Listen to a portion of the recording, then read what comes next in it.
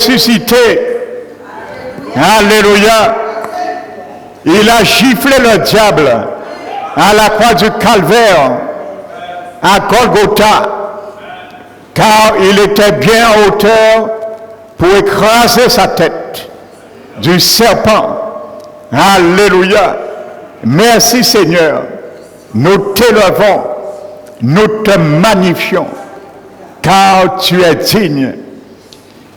Que ta grâce, Seigneur, tombe sur tous ceux et celles qui n'ont pas encore compris la dimension de la croix. Un scandale pour la sagesse du monde. Mais nous, Seigneur, qui avons cru, c'est notre évangile et ça doit être notre évangile favori.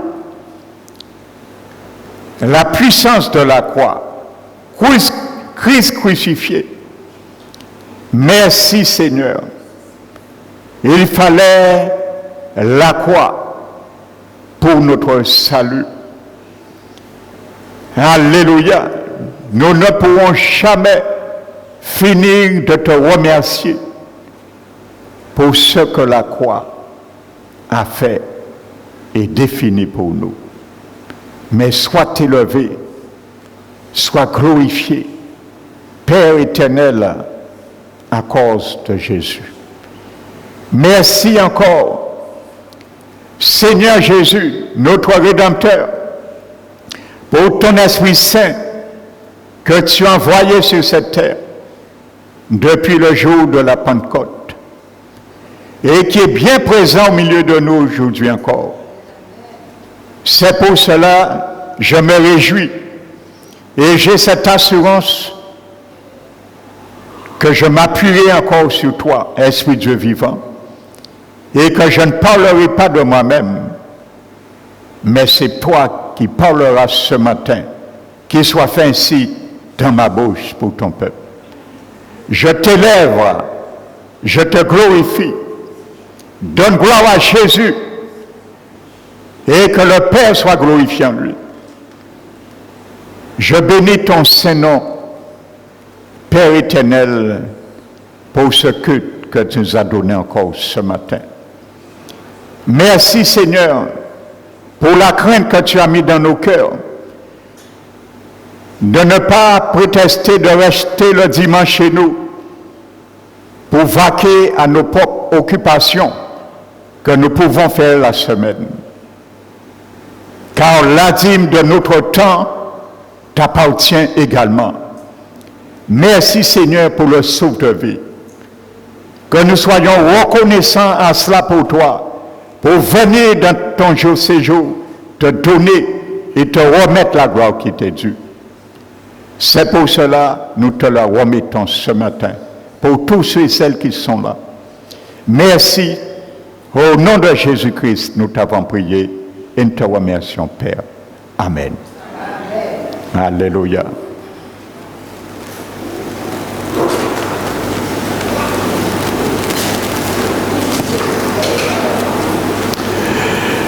Alléluia.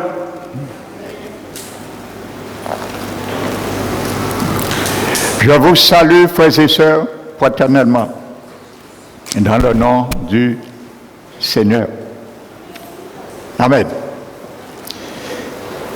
Donc ce matin, je vais donner la dernière partie de ce message sur une pâte nouvelle. Amen. Donc je m'étais arrêté dimanche sur le levain des Sadducéens. Nous allons voir maintenant le troisième levain, type de levain que Jésus nous a dit de mettre et de chasser et de faire disparaître dans nos vies. C'est le levain d'Hérode.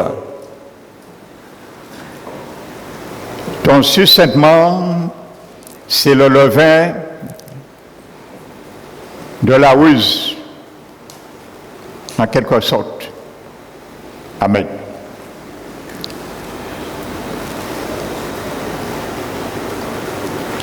dans le levain de la ruse. Alléluia. Dont le Seigneur nous demande de rejeter ce type de levain dans nos vies, qui peut être intérieur comme extérieur. Amen. Il y a une belle image qui est illustrée dans la parole de Dieu. Amen. C'est dans le livre de Josué, le chapitre 9.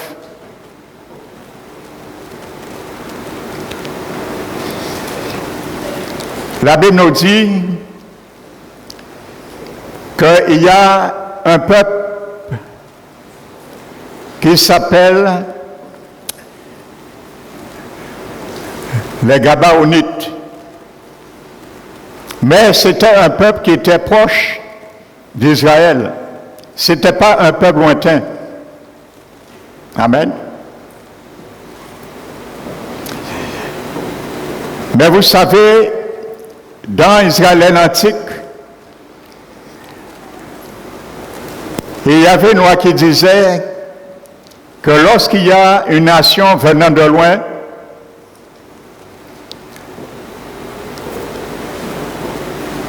et ils veulent venir faire la paix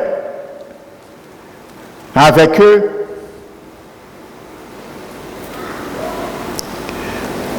on doit faire alliance, les accepter, mais sans régner sur eux. Amen. Et aujourd'hui, ce levain de la ruse existe dans le cœur de beaucoup de chrétiens nés de nouveau. Alors c'est ce levain ce matin, je vais traiter. Le levain d'Hérode. La ruse. Parce que si vous détaillez, qu'est-ce que le levain d'Hérode? Les Hérodiens, il y a pour des heures. Donc ce n'est pas l'objectif du message. Mais je simplifie, c'est la ruse. Amen. La compromission, ça c'est Hérode. Amen. Vous voulez accaparer, avoir par ruse, par tromperie, par mensonge, et ainsi de suite. Par extorsion. Et il y a beaucoup d'enfants du Seigneur, ils ont accepté Jésus un jour dans leur vie. Soit ils ont bien commencé un moment et ils ont redonné priorité à la ruse dans leur cœur. Ou depuis le jour qu'ils ont accepté Jésus, il y a eu cette ruse. Mais en pensant tromper Jésus. Mais malheureusement, le Saint-Esprit qui est en nous, il est omniprésent, il est omnipotent et il est omniscient. On ne peut pas le tromper. C'est lui-même qui sonde les profondeurs de notre être et il éprouve les reins et les pensées. Alléluia. Donc ça veut dire, où je veux venir mon frère, ma soeur, ça veut dire que beaucoup parmi nous sommes comme les Gabaonites.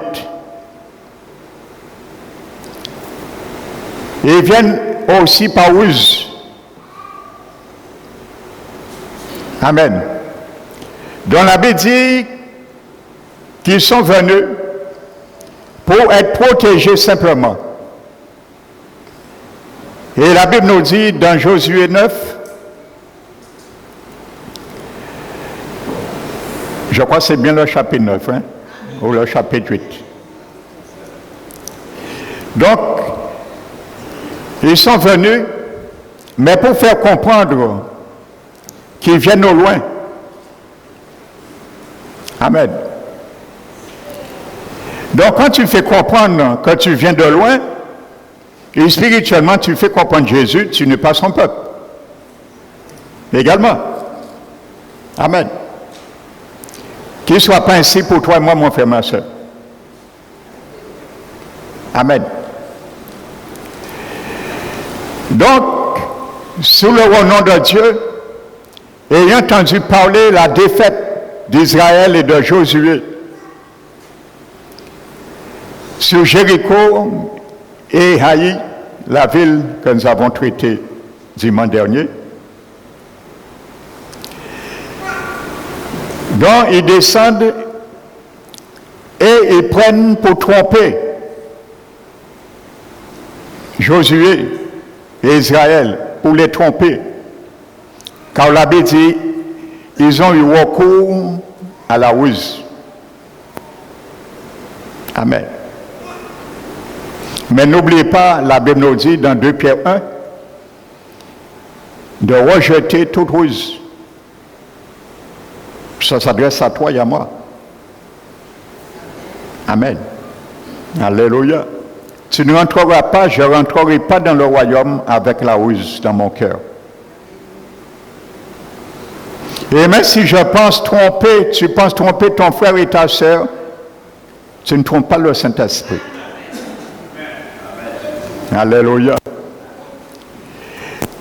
La Bible dit pour leur voyage.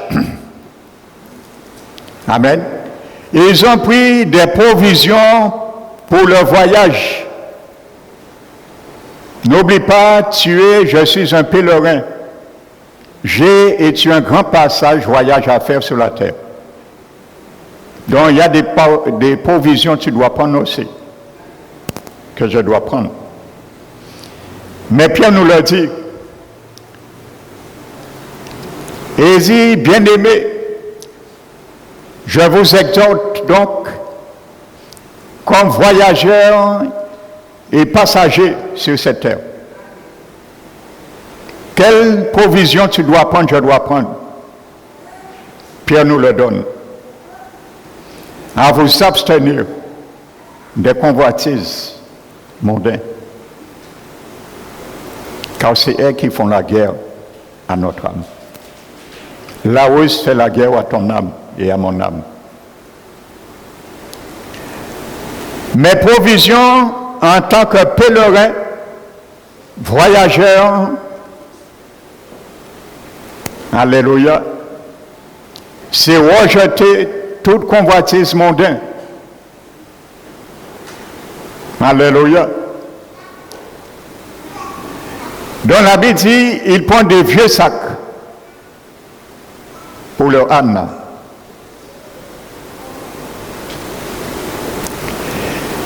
Ils prennent de vieilles outres de vin, déchirées et recousues.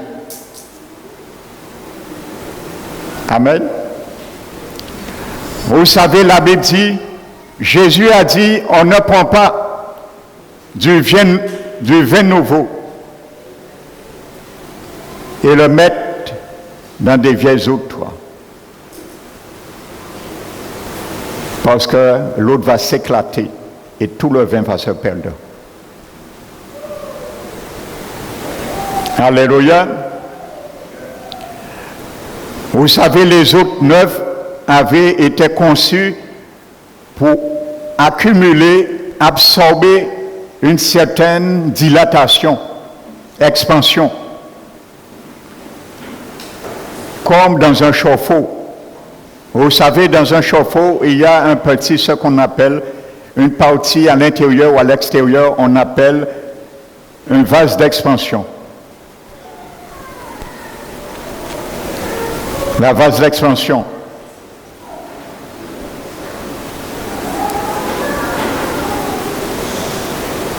Amen.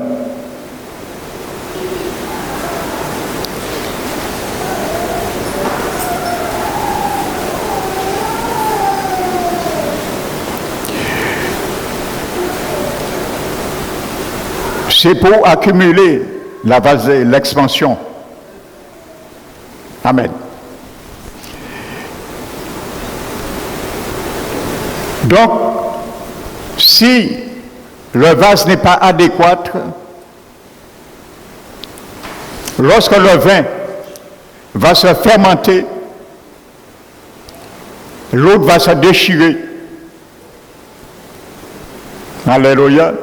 Donc voici ce que Jésus voulait dire.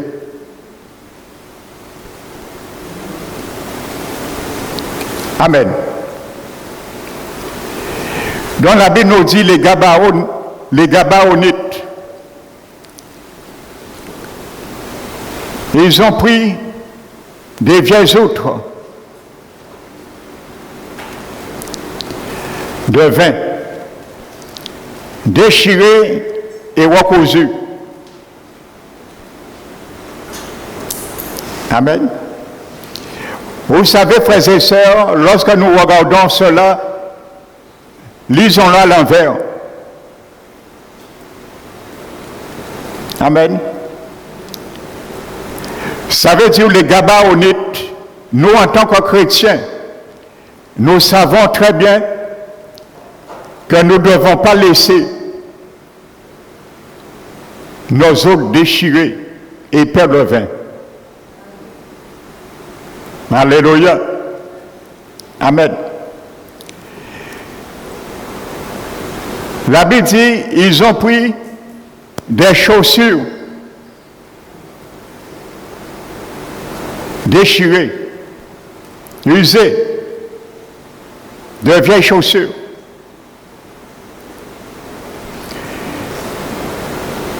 Et ils ont pris de vieux vêtements, pas en portant avec eux, mais des vieux vêtements sur eux. Amen.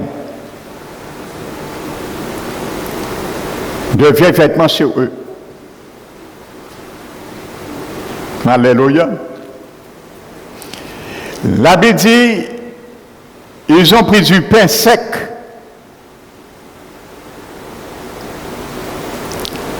Et en miettes. Alléluia. La parole de Dieu. Pourquoi le pain sec? Ils ont pris le pain sec et en miettes.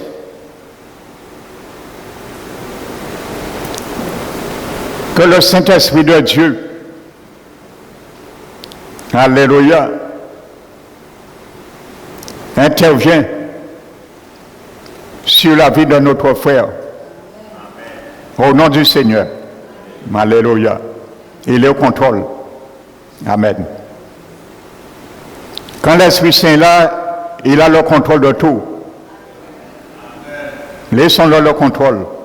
Alléluia. Frères et sœurs, nous avons vu l'abbé nous dit de rejeter le vieux levain.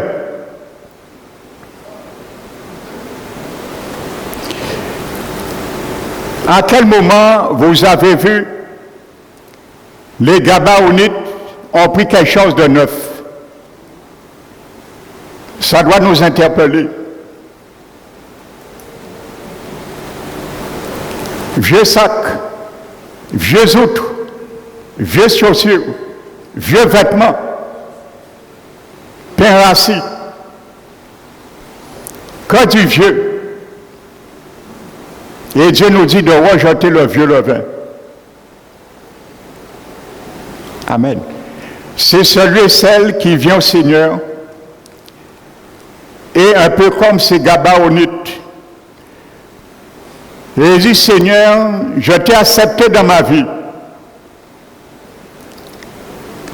Mais regarde toutes ces choses que je porte encore sur moi. Pendant mon pèlerinage, ces choses que j'aime encore, mais ta loi dit, tu n'as pas le droit de régner sur ces choses, sur ma vie. Ça m'appartient. Amen. Et il y a des choses encore, nous aimons comme le vin, et nous interdisons à Jésus, à l'Esprit Saint, de régner sur ces choses, sur nos vieilles chaussures du passé, la manière dont nous marchons dans le monde, la manière dont nous côtoyons les gens dans le monde. Nous disons à Jésus, comme les Gabaonites, regarde ces chaussures, elles étaient neuves, mais elles ont été usées, mais pas par le paix que porte le zèle de l'Évangile. Amen. Nous disons à Jésus, tes bienfaits au début, l'onction que tu m'as donnée par ton Esprit Saint le jour où je t'ai accepté, le vin neuf, nouveau, aujourd'hui est en train de se perdre Parce que ma vie n'arrive plus à les contenir. T'es bien fait. Ta bénédiction. Amen. Le pain, la parole de Dieu, elles sont devenues en miettes, effritées, parce qu'elle n'est plus chaude, elle n'est plus fraîche. Elle est rassie, elle est sec. C'est comme si nous disions, Seigneur, voici la parole que tu me permets d'entendre chaque dimanche, chaque vendredi. Je ne tiens pas égard à ces paroles-là. Je ne les utilise pas, donc je ne les mange pas. Si vous prenez un bout de pain, un pain, vous le laissez là, 2-3 jours, vous ne le consommez pas, elle va devenir pain sec, rassis comme on dit. Et ça n'a aucune utilité de le racheter et de le laisser sans l'utiliser. Beaucoup parmi le peuple de Dieu, c'est ça. Ils entendent la parole. Ils entendent la parole. Ils laissent la parole devenir rassis. Ils n'ont pas utilisé. Alléluia. Et demain, lorsque les choses vont mal, ils disent, Seigneur, mais qu'est-ce qui m'arrive? Le Seigneur te dit, qu'est-ce que tu as fait avec ma parole?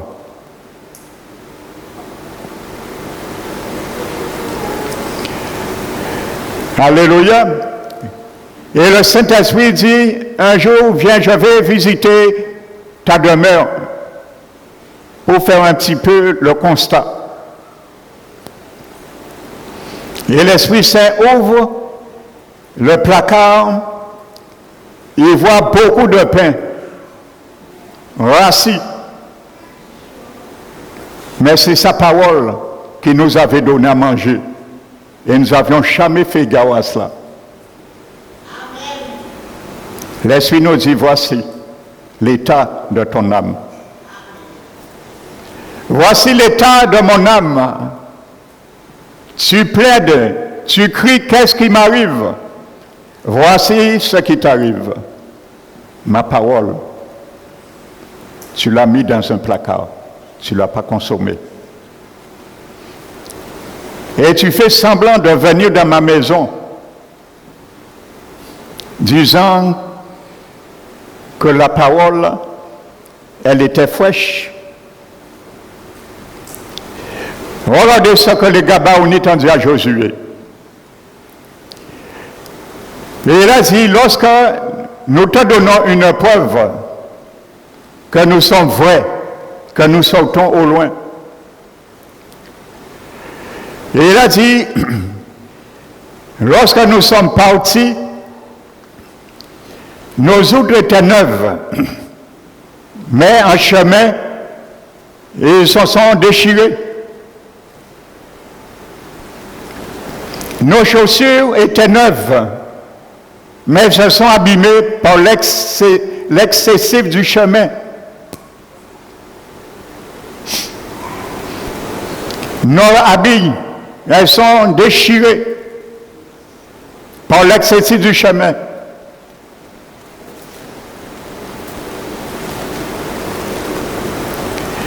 Regarde nos pains.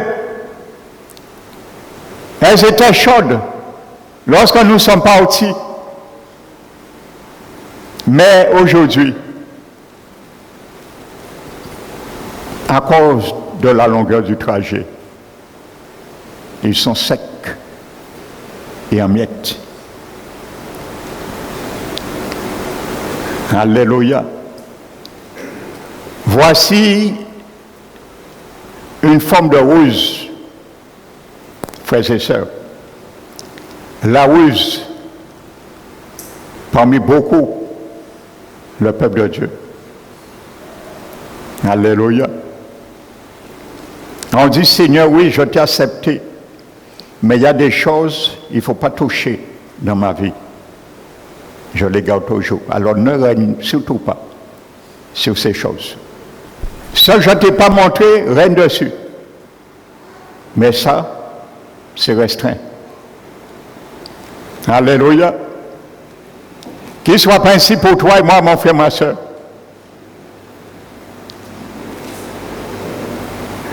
Alléluia. Amen. Alléluia. Et ne laisse quiconque t'entraîner. Alléluia. Dans leur vieux levain. Parce que n'oubliez pas la dit, un peu de levain fait lever toute la pâte. Amen. La dit dans Hébreux 12.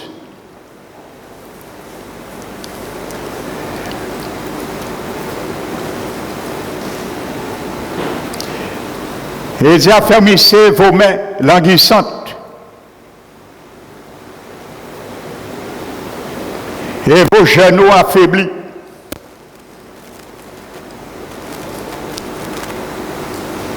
Marchez avec vos pieds sur les bonnes voies. Amen. Marchez avec vos pieds dans les bonnes voies.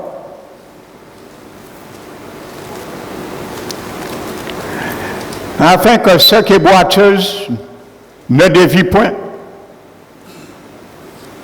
mais soient relevés. Amen. Alléluia.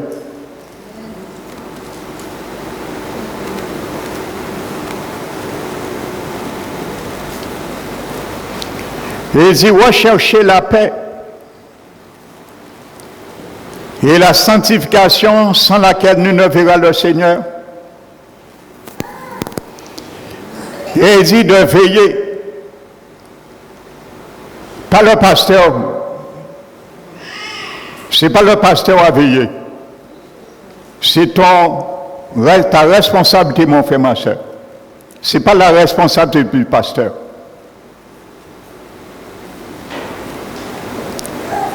Veillez à que personne ne soit privé de la grâce de Dieu. Amen. Ça veut dire que tu dois veiller, je dois veiller à ceux et celles qui veulent emmener du levain pour contaminer le peuple. Et Jésus a dit de ne pas accepter ce levain. Alléluia. Recherchez, veillez, amen, à que personne ne se prive de la grâce de Dieu. Amen. Et qu'aucune racine d'amertume, poussant des rejetons, et que beaucoup soient infectés. Amen.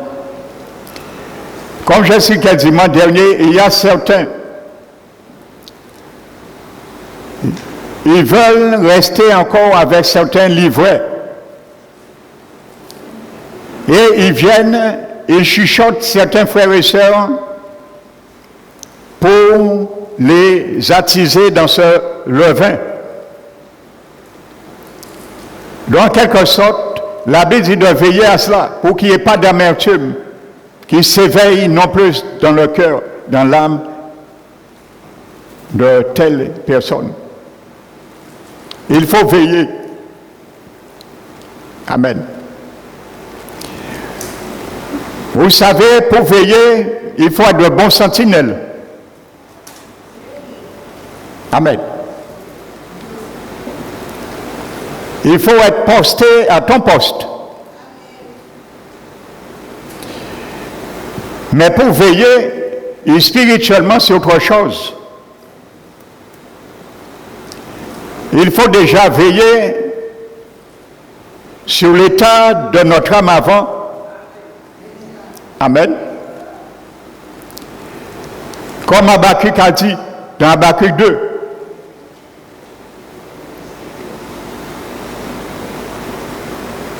Et il dit, je suis à mon poste. Et je me tiens sur une tour. À l'époque, c'est là les sentinelles veillaient. Soit sur la terrasse, ou soit sur une tour. Amen. Et qu'est-ce qu'il faisait là? C'était pas pour dormir. Et il dit, je veillais pour voir qu'est-ce que l'Éternel me dirait. Amen. Alléluia. Il était à son poste, il veillait. Que chacun soit à son poste éveillé dans l'Église. Et en veillant, nous allons refuser certains levains qui peuvent venir de notre sœur et de notre sœur de l'Église. Amen. Alléluia. Il y a une excellente image. Je crois que c'est dans Samuel, 2 Samuel 18. 2 Samuel 18. Voici un exemple, mon frère, ma soeur, focalise-toi, calque-toi, que je me calque sur cet exemple.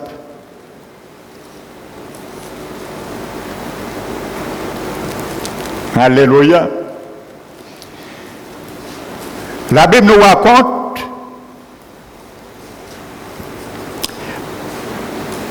le fils de David, Absalom. Vous savez ce qu'il a fait? Et il y a Joab qui le tue. Amen.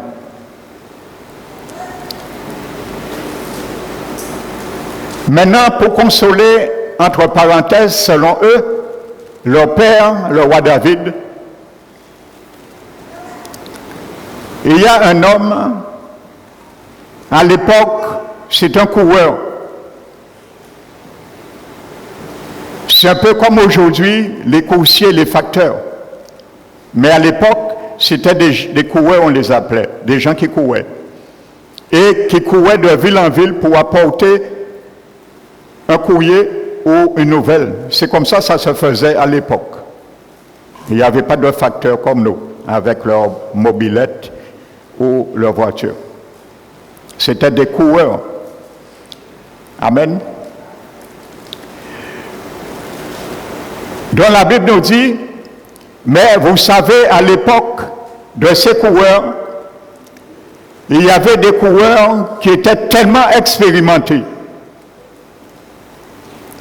Ils acquièrent par le temps et par expérience une facilité, une acuité de reconnaître depuis au loin qui est-ce qui venait, sans voir leur visage, uniquement la manière, plutôt les sentinelles qui veillaient. Les sentinelles qui veillaient, c'était eux qui veillaient et à l'arrivée des coursiers, des coureurs. Et ils montaient la garde, soit sur la terrasse ou une tour. Et c'est eux, en voyant le coureur qui apportait la nouvelle, ils criaient pour que le roi ou le portier ouvrait la muraille. Donc c'est comme ça se faisait. Pour interdire les ennemis, ainsi de suite, de rentrer. Donc il y avait certains sentinelles qui avaient déjà une telle capacité au loin de reconnaître la personne uniquement en voyant la manière qu'il courait. Il savait, sans voir la personne au loin, il voyait la manière la personne courait. Ça veut dire, s'il courait comme ça, il savait peut-être qui. S'il courait à côté comme ça, il savait peut-être qui. ils avaient cette capacité, mais par expérience. Ce n'était pas donné à tout le monde à l'époque. Amen. Et la Bible dit qu'il y a un homme, un coureur, il s'appelle Achimaït, le fils d'un des deux premiers sacrificateurs du roi David, le fils de Shadok. Amen. Il vient après la mort de Absalom, il dit à Joab, permets-moi de courir et d'aller apporter la bonne nouvelle au roi David, son père. Et Joab lui dit, non, tu ne vas pas courir aujourd'hui. Ça veut dire que tu n'iras pas en tant que coursier aujourd'hui. Amen. Donc, il insistait. Et Joab envoie quelqu'un d'autre, à la personne de Cushi. Et il envoie, et Cushi court pour amener la nouvelle au roi David. La Bible dit, Achimaït vient encore et il insiste. Il dit, je vais apporter la nouvelle au roi. Joab lui dit, non, ça ne sera pas bénéfique pour toi parce que son fils est mort, ainsi de suite. Et il dit à Joab, quoi ça me coûte, laisse-moi courir. Et derrière, à Cushi. Et le roi lui dit, vas-y. Et la Bible dit que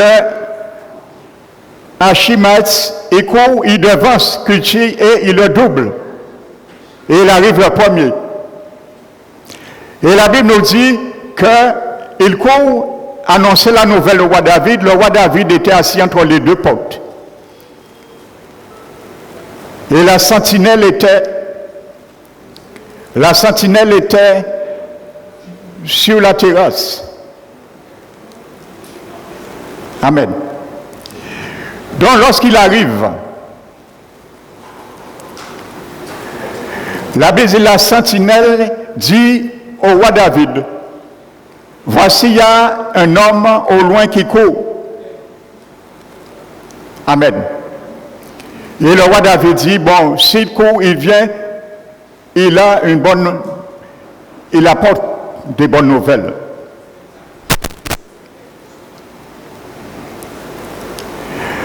Ensuite, la Bible nous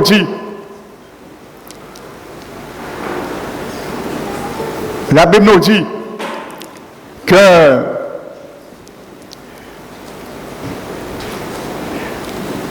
il voit ensuite le deuxième coureur. Mais c'est Cushi parce que Achimaït l'a déplacé, l'a doublé. Et regardez bien ce que la sentinelle dit au roi, ou plutôt le portier. Il dit, je vois un deuxième homme, et il dit, par contre, le premier coureur, semble, sans le voir, il est encore loin. Il n'a pas encore vu son visage. Il dit, le premier coureur me semble la manière qu'il court. Achimaït, le fils du sacrificateur Sadok. Alléluia, parce que ce sentinelle, il avait cette capacité de reconnaître, même sans voir. Donc mon frère, ma soeur, nous aujourd'hui spirituellement, sachons reconnaître dans le spirituel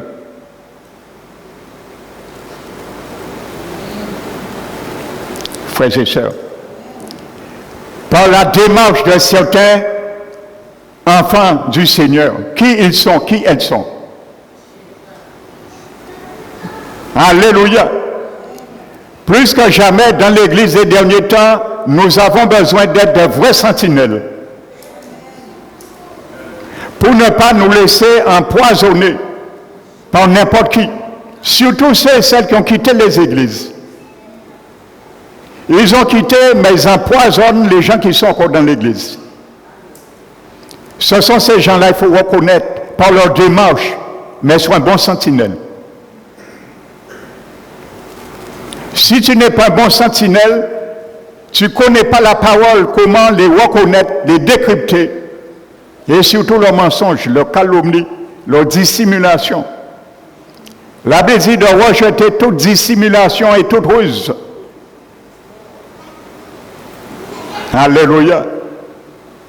C'est ainsi que vous allez recevoir la parole pure et spirituelle, afin que par lui, vous croissiez pour le salut. Alléluia. Il faut que nous soyons demeure de reconnaître par la démarche de certains chrétiens qui ils sont, qui elles sont, et ne pas nous laisser atteindre ou dérouter. Alléluia. Oh, tu sais, le dimanche, c'est pas grave. C'est très courant aussi, aujourd'hui. Les chrétiens favorisent leur business, leurs occupations, leur sport, avant le culte du Seigneur. Ça, je ne me taiserai pas ce matin. Et il y avait une sœur ici, ça fait des années, elle n'est plus à l'église, je ne vais pas nommer de nom. Elle était à l'hôtesse, elle accueillait à l'entrée. Sa fille également. Sa fille a pris le baptême d'eau. Écoutez bien, on ne se moque pas de Dieu. Vous savez, la Bible dit de rejeter toute ruse, toute dissimulation. Parce que le Saint-Esprit en nous, tôt ou tard, il va nous déshabiller. Amen. Et que le Saint-Esprit de Dieu continue à déshabiller tous ceux qui sont encore avec ce vêtement à l'église Parole qui restaure. C'est ma prière pour toi et moi. Alléluia. Elle a pris son baptême d'eau à l'église. Le dimanche suivant, elle a été avec sa mère, c'était une adolescente, elle avait 17 ou 16 ans. Elle a été s'inscrire dans un club de basket. Elle n'était jamais inscrite dans un club de sport, avant. Elle a été s'inscrire dans un club de basket et c'est le dimanche matin qu'on doit venir s'entraîner. Donc, tu ne peux pas dire à ton prof, ton entraîneur, que tu ne peux pas le dimanche. Elle se laisse s'entraîner. Eh bien, ça n'a pas tardé. 2 mois après, aussi elle et sa mère, ils ont quitté l'église. On ne se moque pas de Dieu, frères et sœurs. On ne se moque pas de Dieu. Amen. Et il y a ceux et celles qui privilégient leurs occupations avant le culte de l'Éternel. Le Seigneur rendra compte. Rigolons avec ça, mais le Seigneur ne rigole pas, frères et sœurs. Si tu travailles, le Seigneur comprend, et on comprend. Parce qu'il y a des gens qui travaillent le dimanche. Vous savez quelque chose, je vous parle de mon témoignage. Vous savez, j'ai démissionné à mon travail pour me mettre à temps plein au service du Seigneur. Mais vous savez pourquoi? Pour 2 raisons.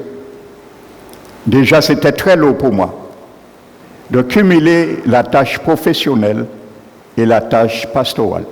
Même des gens me disaient comment je fais pour prendre du temps en travaillant à préparer des messages et parfois aussi concis. Et deuxièmement, j'avais un contrat d'astreint. J'étais appelé et en mesure de répondre à tous les astreints. Peu importe l'heure, il n'y avait pas d'heure. J'allais en dépannage à n'importe quelle heure. Minuit, j'ai connu toutes les heures. J'ai fait ça pendant près de 15 ans, ce service d'astreint. Le dimanche, je prêchais, vous savez, le dimanche, pendant que je suis en train de prêcher, bien que mon portable était toujours sur silencieux, Quand j'ai terminé de prêcher, pendant même que je suis en train de prêcher, j'ai 2 ou 3 appels pour aller dépanner. Vous voyez? Je donnais priorité à l'œuvre du Seigneur. Quoi ça me coûte? Quand je sortais le dimanche, ici, après avoir terminé le culte, je rentrais chez moi, je devais mettre ma combinaison et aller dépanner. Frères et sœurs, je l'ai fait pendant des années. Amen. Lorsqu'on voit des enfants du Seigneur essaient de se justifier pour ne pas venir au culte, vous savez, le Seigneur va demander compte un jour. Ça s'appelle vendre son droit d'aînesse pour un plat de lentilles. Tu vends ta bénédiction du dimanche pour un plat de sport que tu privilèges, ou tu privilèges le sport de tes enfants avant le culte. Non, je dois penser à mes enfants. Ils sont sport, donc je vais les amener en sport avant le culte. Et tu ne viens pas au culte. Le Seigneur te demandera contre toi et tes enfants. Il faut dire les choses. Maintenant, je vous dis, le Seigneur me dit maintenant de laver mes mains quand je viens ici. Je lave mes mains devant vous. Je retiens rien maintenant ce que le Seigneur me dit de dire. Et il y a un moment d'attendre, patienter, mais lorsqu'on voit, je dois mettre le signal d'alarme pour que chacun s'interpelle. Alléluia. Pour rien, on reste chez soi. Vous savez, s'il y avait des enquêtes, on faisait des enquêteurs aller par l'improvise dans le corps du Christ, aller à l'improvise chez certaines familles. Le dimanche, on serait surpris. Nous sommes tu ne t'attends pas peut-être. Un émissaire de ton église vient. Et ce jour-là, on te voit en caleçon, la porte, on l'ouvre, on te voit en caleçon, tes pieds en l'air, tu as un petit verre de rhum ou d'apéritif, et tu es devant ta télé en train de regarder des choses qui souillent ton âme. Feuilleton, show, football. Beaucoup ont eu des surprises. Et même ont laissé la honte les envahir.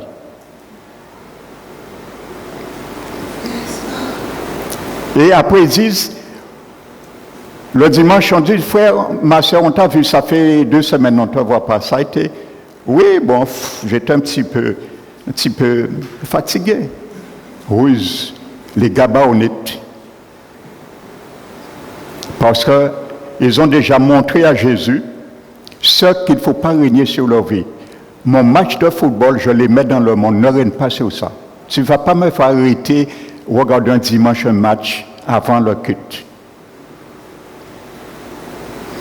J'avais l'habitude de regarder les feuilletons. Jésus, tu ne vas pas me faire arrêter de regarder le feuilleton. Parce que c'est un dimanche. Mais Jésus te le dit. Il dit, malheureusement, ta bénédiction que j'avais prévue pour toi, tu l'as vendue pour un plat de feuilleton. Ça ne s'appelle pas un plat de lentilles, mais un plat de feuilleton. Tu l'as vendu pour un plat de sport. Tu as privilégié le sport de tes enfants, alors tu as perdu cette bénédiction. Tu ne le retrouveras plus jamais. Parce que c'est ce jour-là que j'avais prévu pour toi. Beaucoup perdent leur bénédiction, ils ne le savent pas. Et ce n'est jamais redonné. Parce que quand Jésus passe, il faut être au bon moment pour toucher Jésus. Ceux qui ont touché Jésus lorsqu'il passait, c'est parce qu'ils étaient au bon moment. Mais s'ils n'étaient pas au moment opportun, ils n'auraient jamais eu cette bénédiction. Alléluia. On n'est pas pressé d'être dans la présence du Seigneur, mais on est pressé dans la présence de d'autres choses du monde. Recherchez ce qui est agréable au Seigneur. Et ne donnez pas soin à la chair pour satisfaire ses besoins et ses convoitises. Alléluia. Amen.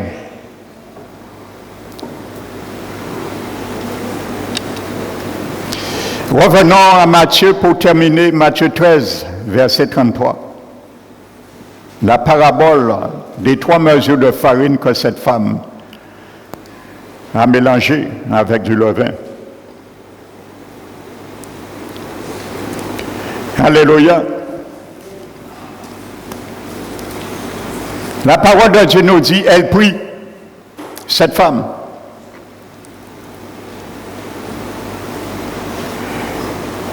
Elle prie. Le verbe grec pour prier, c'est le mot lambano. Cela veut dire prendre délibérément. Il y a des choses qu'on connaît qu'on ne doit pas faire, on le fait délibérément. Et ça a été le cas de cette femme. Ce n'est pas pour rien Jésus lit cela. Jésus nous montre à travers cela le reflet de son Église sur certains chrétiens.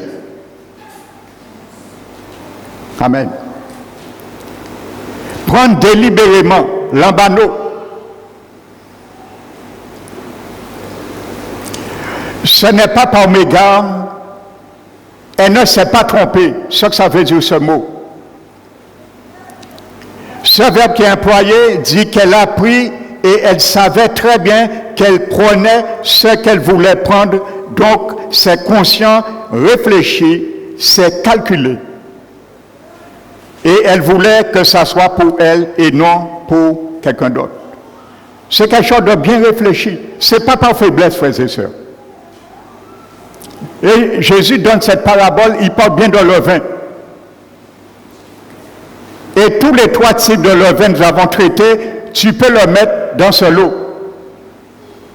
Toutes sortes de levain, que ce soit pharisien, Hérode, sadducéen, vieux levain, c'est mélangé dans la farine. 3 parts de farine. Et je disais, la farine, c'est la communion d'un adorateur envers son Dieu. Amen. Et ensuite, la Bible dit, le texte dit, elle prit et elle mit. Le mot mis, dans le grec, c'est le verbe ekkoupto. Amen. Ekkoupto. Cela veut dire cacher dans quelque chose. La dissimulation, rejeter toute dissimulation, la ruse, ça décrit cela. Parce qu'il y avait encore beaucoup de chrétiens nés de nouveau à l'époque de Paul qui encore étaient dans cette configuration de leur cœur. Amen. Ça veut dire cacher dans quelque chose. Quand on fait du pain, on ne cache pas la levure. Donc pourquoi il cache la levure? Donc elle sait, c'est pas bon. Selon cette parabole. Parce que là, c'est pas levure de pain physique. Jésus parle, il parle spirituellement. Amen. Bon, elle le cache dans le pain. Elle sait ce qu'elle fait. Beaucoup parmi le peuple de Dieu, ils cachent le levain dans leur cœur et leur âme. On trompe le pasteur. On trompe un frère et sœur, mais on ne trompe pas le Saint-Esprit. Oh, alléluia. Le Seigneur Esprit Saint m'a mis à cœur de porter un long message pendant tout ce mois de mai sur lui-même, le Saint-Esprit. Tu vas voir l'œuvre du Saint-Esprit dans ma vie et dans ta vie, c'est quoi? Tu vas apprendre à connaître vraiment qui est le Saint-Esprit en toi qui t'habite, mon frère, ma soeur. Alléluia. Là, Paul l'emploi de ce verbe, ça désigne vraiment quelqu'un qui cache, c'est-à-dire discret de façon que ça ne sache pas. Le verbe ekkoupto veut dire mêler une chose avec une autre chose. Amen. Mêler la modalité à la sainteté. Ainsi de suite. Et la Bible dit, il le mêle. Ça veut dire le levain, parfois nous le mêlons avec notre communion avec notre Seigneur. Ça nous aimons encore. Alléluia. Ça veut dire une action accomplie dans le sceau du secret. Voici ce que ça veut dire ce mot. Ekpukto. Lambano veut dire prendre délibérément, s'approprier, faire sien, identifier avec. Identifier avec. On veut s'identifier avec ce que la parole de Dieu nous dit de ne pas faire. Ça ne passe pas, frères et sœurs. Ça va faire éclater l'autre. Amen. Ça veut dire désirer délibérément de soustraire quelque chose au regard. Je te donne la définition de ce mot, lambano. Désirer délibérément de soustraire quelque chose au regard. On ne veut pas qu'on le fasse, qu'on le voit, alors on le cache. On ne veut pas qu'on voit qu'on est hypocrite, alors on va le cacher.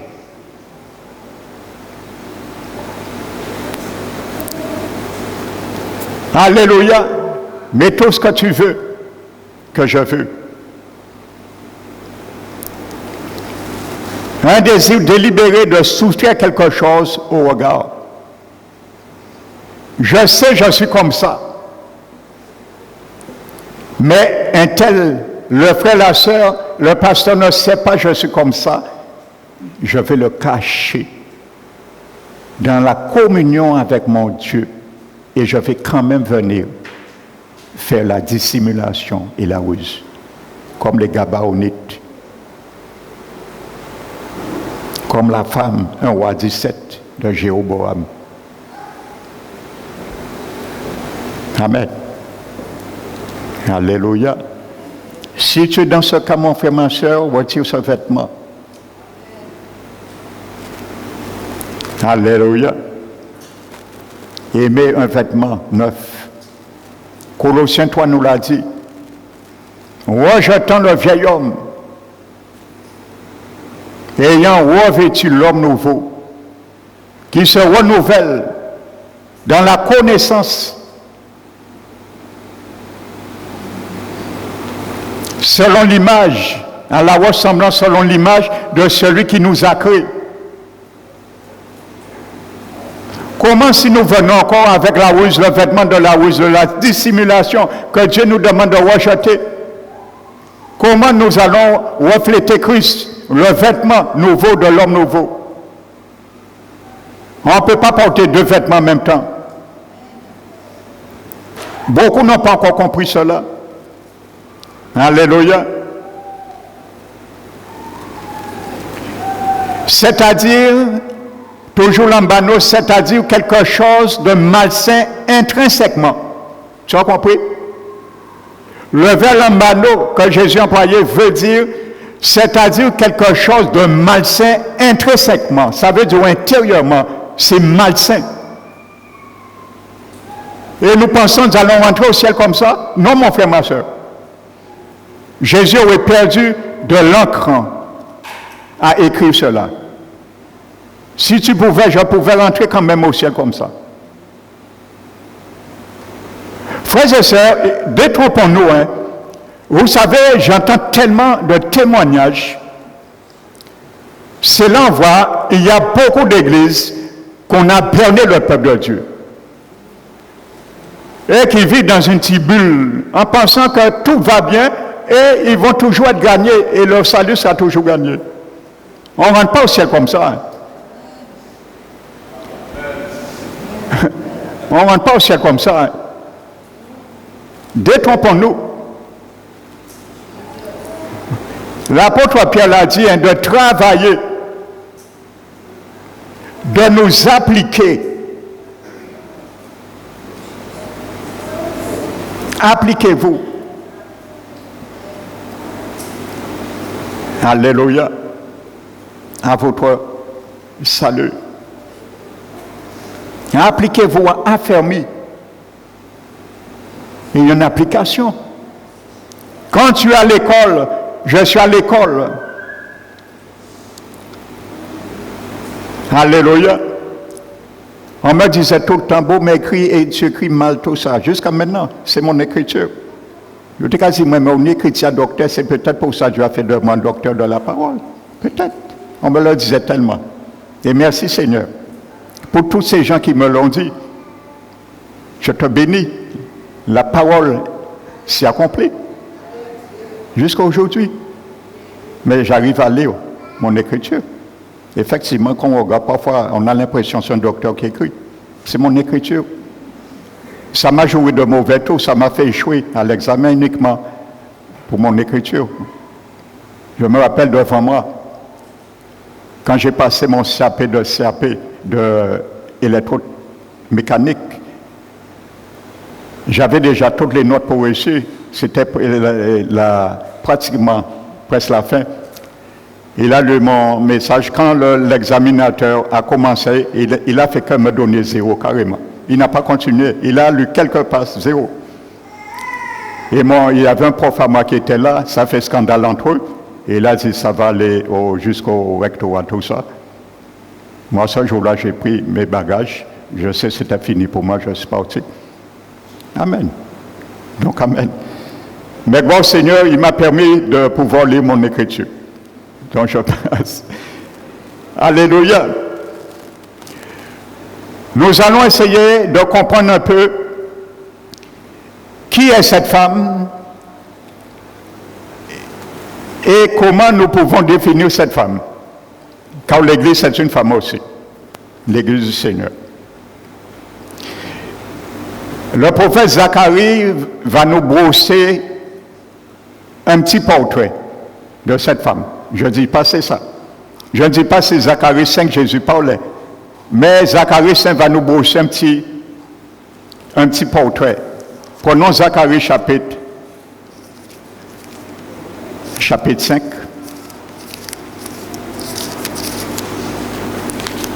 Et je vais conclure avec ce chapitre. Amen. Donc, versets 5 à 8. Le verset 5, la Bible dit, l'ange qui me parlait s'avança. Et il me dit, lève les yeux et regarde ceux qui sont là. Je répondis, qu'est-ce que? Et il dit, c'est les phares qui sont. Il ajouta, c'est leur iniquité dans tout le pays. Et voici une masse de plomb s'éleva, et il y avait une femme assise au milieu de l'épha. Dans l'hébreu, ce n'est pas au milieu, mais sur l'épha. Dans le texte hébreu. Ce n'est pas au milieu, mais sur l'épha. Il était bien assis sur l'épha. Je vais t'expliquer qu'est-ce que l'épha. Amen. L'épha, en hébreu, c'est la 10e partie de l'homère. Et l'homère, en hébreu, c'est le sel. N'oubliez pas, Jésus a dit, tu es le sel. Je suis le sel de la terre. Si le sel perd sa saveur, avec quoi? La saison l'a remplacé en toi. Il ne cesse qu'à fouler aux pieds et à jeter dehors. Amen. Ne perds pas cette saveur. Je suis le sel dans le monde pour conserver le monde. Les chrétiens doivent être le sel pour conserver la corruption dans le monde, pour empêcher l'infection, la corruption dans le monde s'intensifier. Lorsqu'on met du sel, c'est pour arrêter la décomposition. Alléluia. Amen. Quand on va aujourd'hui dans les établissements scolaires, c'est attristant, au lieu c'est les jeunes de l'Église qui portent le sel dans les établissements scolaires pour affecter le péché, c'est le péché qui les affecte. C'est l'inverse que je fasse grâce à nos jeunes. C'est pour ça le vendredi, nous ne cessons de prier pour nos jeunes, pour nos enfants, nos petits-enfants. Amen. La partie, c'est la 10e partie de l'Homère. Et si vous étudiez les sacrifices dans l'Ancien Testament lévitique, les sacrifices qui étaient consumés par le feu, ils étaient accompagnés avec du sel. Amen. Mais jamais, il fallait jamais mettre du levain dans un sacrifice consumé par le feu. C'était prohibé dans la loi lévitique. Dieu sait ça qui nous montre prophétiquement à travers les paraboles, les spirituels, le levain. Il ne fallait pas. Parce que les sacrifices représentent Jésus-Christ. Jésus n'avait pas de levain. Amen. Vous savez, l'Ancien Testament, Lévitique 23, parle de 7 fêtes juives. Lisez-les. Il y avait 7 fêtes juives. À chaque fête, il fallait faire gâteau, pain, toujours avec du pain sans levain. Parce que ça, chaque fête représente une étape de la rédemption de Jésus. Jésus a été sans levain.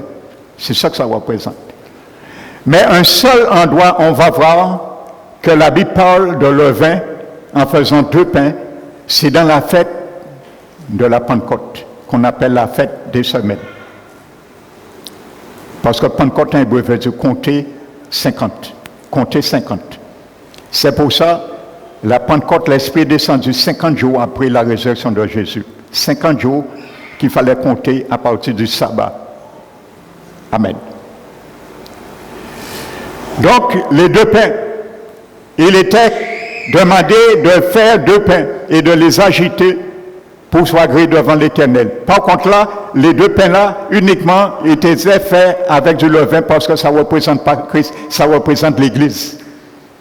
Le premier pain, c'est les Juifs, et le deuxième pain, c'est les païens. Ça veut dire la Pentecôte, tout le monde est invité à être chrétien.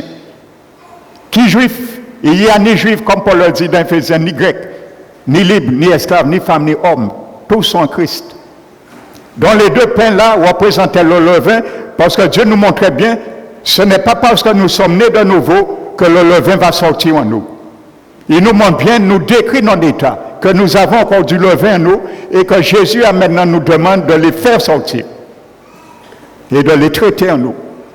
Donc c'est à ce moment, il y a 2 pains, qui étaient faits avec du levain, la Pentecôte, pour bien montrer c'était un pain les Juifs, et le deuxième pain les païens, qui faisaient l'Église. Une Église qui est encore charnelle, humaine, et qui encore le péché est attaché en nous. Ça montre bien que le péché n'est pas éradiqué en toi et en moi. La loi du péché demeure, malgré que tu es habité par l'Esprit Saint. Donc c'est une parenthèse. Dans le sacrifice, le sel était mis sur les sacrifices, c'était pour empêcher justement la fermentation. Amen. C'était pour bloquer le ferment qui était dans le sacrifice. Donc c'est pour cela. La Bible nous montre cette femme, il est assis sur le sel. Amen, frères et sœurs. Donc mon frère, ma soeur, là, Zacharie nous montre que nous sommes le sel de la terre. Nous devons être assis sur ce que Jésus nous demande et sur ce que le sel veut que nous fassions pour lui. Une vie prompte, reflétant qui est Christ. C'est ça le sel de la terre. Cette femme est assise sur le sel, selon Zacharie 5. Amen. Amen. Mais la Bible nous dit que cette femme prend cet homère, elle prend le phare et au lieu de la transporter où elle devait être, à Jérusalem, Jérusalem, et spirituellement, c'est l'église du Seigneur. Où c'est qu'elle transporte ce sel? Regardez. Amen.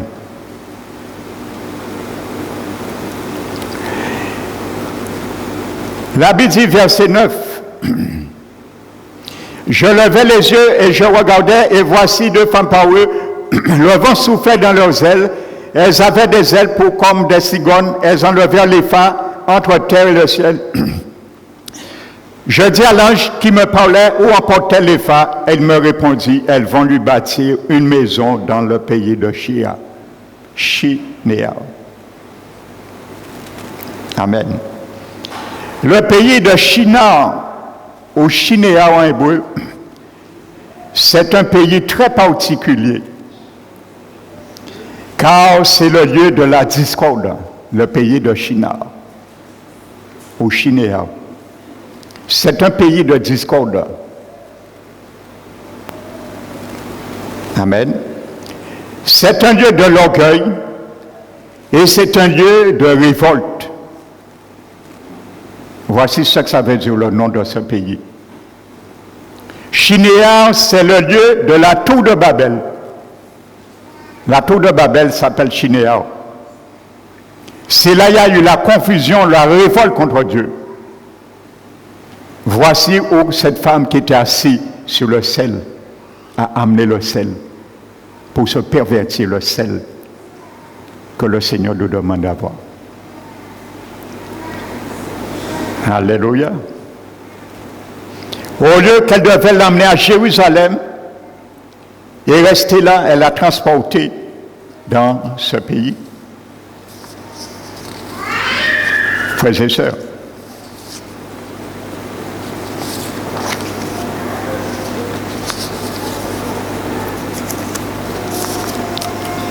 amen. Donc vous comprenez la parabole que Jésus nous a illustrée. Le vieux levain, c'est celle dans l'église. À un moment donné, marchait comme il faut avec le Seigneur, avait une communion avec le Seigneur, mais qui a altéré cette communion, l'a souillé, l'a corrompu, cette communion, en transportant le sel de sa vie, le sel de notre vie que nous devons avoir dans ce monde, le pays de Shinéar, l'Égypte.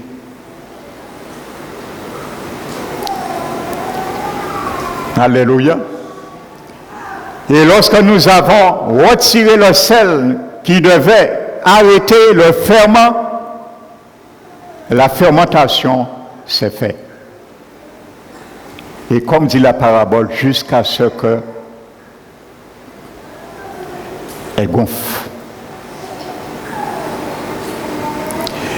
Et il y a certains enfants du Seigneur, ils sont arrivés à un stade, la pâte est déjà commencé à gonfler, mais ils peuvent l'arrêter. Et ils peuvent aller prendre l'eau mère qu'ils ont mis à Shinéar, le sel que nous avons pris, nous avons déposé dans le monde, pour le monde, nous avons vendu la sainteté de Dieu, l'obéissance de Dieu, la justice de Dieu dans le monde, en nous identifiant, où voulons nous conformer au moule de ce monde. Allons le chercher, ce sel. Apportons-le et ramenons-le dans les 3 mesures de farine qui est notre communion au départ vers le Seigneur.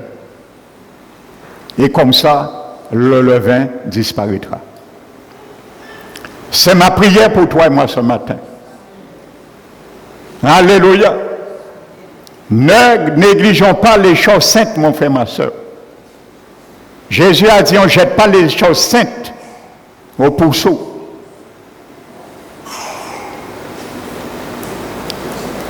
Amen. Jésus l'a dit. Apocalypse le dit, dehors les chiens. Jésus ne parlait pas à l'animal, hein.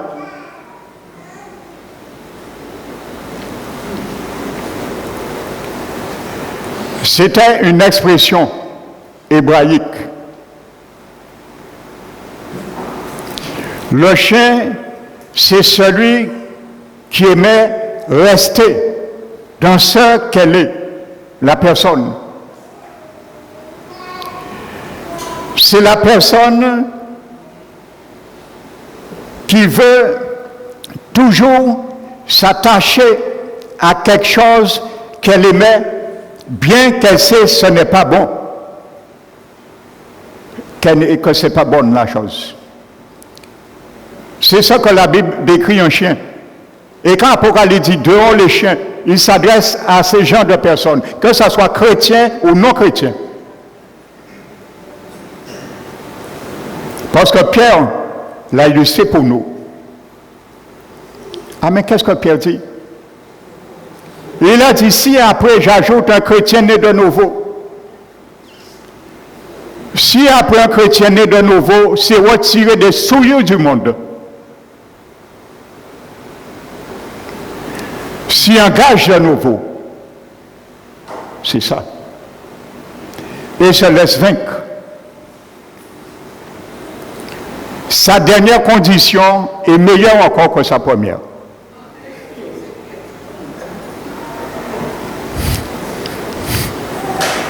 Non.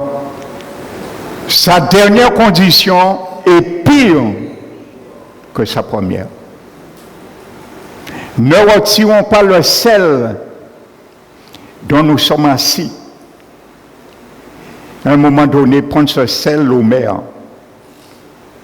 l'Épha, et l'amener à Chinéar, le déposer en Égypte, à Babylone. Confusion, révolte contre la parole de Dieu.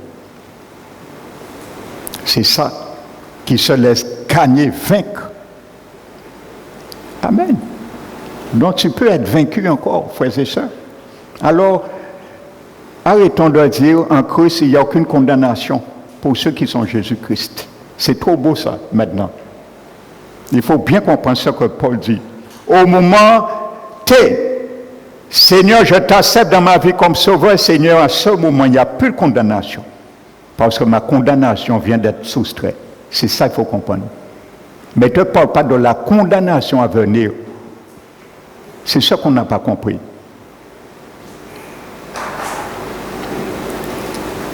Car il fallait mieux pour cette personne née de nouveau, chrétienne née de nouveau, de n'avoir jamais connu la voie de la justice. Qui connaît la voie de la justice? Un païen? Non. C'est le chrétien né de nouveau. Donc ça ne dit pas aux païens, comme beaucoup de théologiens ont dit c'est aux païens, ça ne s'adresse pas aux chrétiens né de nouveau. Un chrétien né de nouveau ne perdra jamais son salut. Ça c'est de l'hérésie. Amen. Ça en était détourné de la voie où il a été enseigné. Mon frère, ma soeur, quand j'étais païen, tu étais païen, dans quelle voie tu étais? Dans quelle voie j'étais? La voie de l'injustice. La Bible me dit que je m'étais détourné de cette voie. Ça veut dire que je n'étais pas dans la bonne voie au départ. Donc il s'agit bien de moi et toi, ce texte s'adresse. Et il conclut, quand il est arrivé à une telle chrétienne de nouveau, comme dit le proverbe vrai, le chien est retourné à son vomi. Non, ce terme s'adresse aux chrétiens aussi. Bon, je vous l'expliquer, ce n'est pas un terme péjoratif que Jésus emploie, le mot chien. Apocalypse le parle. Dehors les chiens. Si le chrétien naît de nouveau, après avoir un jour laissé son vomi du monde, la corruption du monde, mais après quelque temps, la ruse, la dissimulation cachée était trop fort pour eux. Et ils sont retournés. C'est ça, le chien. Jésus employé pour la Samaritaine, il ne donne pas les chiens. Le pain, c'est ça que la femme a compris sur Jésus, parce qu'elle connaissait ce langage. Elle n'a pas été vexée, choquée. Elle a interagi. Et ça a étonné Jésus. Jésus s'est incliné devant une telle parole. Et il a même fait éloge à cette femme. Que là dit, mais Seigneur, les petits chiens peuvent manger les miettes de la table de leur maître. Elle a été étonnée, Jésus a été étonné.